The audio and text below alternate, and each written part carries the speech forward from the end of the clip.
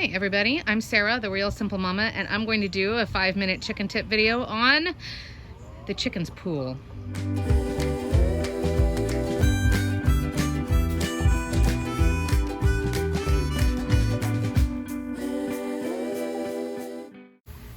So the mister's turning on.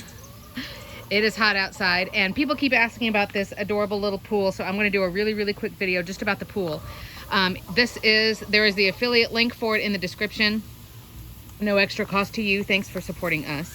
It's made by Step 2, and it is the umbrella and the pool are together. We got this as a gift, but it was supposed to be for my kids, but my kids are too big for it. And so now we've got the mister on. It does come with some water toys and things like that. I apologize for the focus, but it is this little pool by Step 2. Now, how do you get your chickens cooled off in it? And I'll be demonstrating this hopefully in a future video, but right now I'm just trying to get the ground wet in here.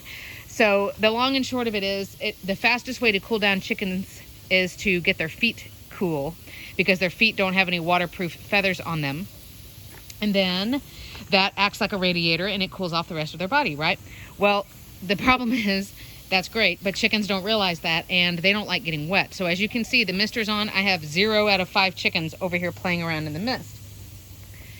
So what I do is a couple of strategies to convince them to come into this pool. The first is that I have pavers, and you can use anything that's brick, concrete, anything like that. And what you may not realize is that stones like that will absorb the water, and so the stones will actually be really cool, even if the top of the stone is not wet, because the stone is acting sort of like a sponge and pulling the water up through it. So the first thing you can do is put stones in there, and that way the chickens can either perch along the edge of this pool or whatever, or they can, hop from stone to stone. They're not going to want to jump into the water where their feet are submerged, but if they're standing on these stones, even if you can see on that concrete paver, if the top of it is even sticking out of the water, they're still getting their feet cooled down. The other thing you can do that may get your chickens in, or at least it will get them to be more comfortable with the pool and drinking it, is if you can get I would get a treat that's not going to go rotten, so I wouldn't use fruit or vegetables or anything like that. But if you have mealworms, if you have fly grubs, my favorite is honestly just whole black oil sunflower seeds. They don't have to be, unshelled or anything like that. Just give it to them straight like that. And what I do is I make sure, as I toss them in, I put them on that stone, or I put them in the water right around the stone. If they're on the edge, as I'm getting misted, if they're on the edge, then the chickens can reach them without having to go in. Does that make sense? So we do bobbing for apples, the extreme edition, because I want the chickens to get in on the stones, or I want them, as mean as it sounds, I kind of want them to fall in, because if they stumble in feet first, then they've just gotten their feet cooled off and they get their feet wet. So if I put, for this particular pool, as we get a different perspective, it has, and I know it's dirty. We've had a lot of storms, and I've been cleaning it out, but I wanted to run out here and do this video. So that little shallow area, I normally have that full of water, and then as I toss in black oil sunflower seeds, I'm trying to get them around right where my finger is, in the middle of the pool, and some of them will sink and some of them will float. Or I try to put them on the stone. Well, my chickens can't reach that stone unless either they're perching here on the edge and knocking each other in, or they're playing King of the Rock and they're hopping onto the stone. And then they take turns basically bumping each other off. Now, I will say really carefully and really quickly, I would not do this with chicks. I would not do this with, birds who are not full grown.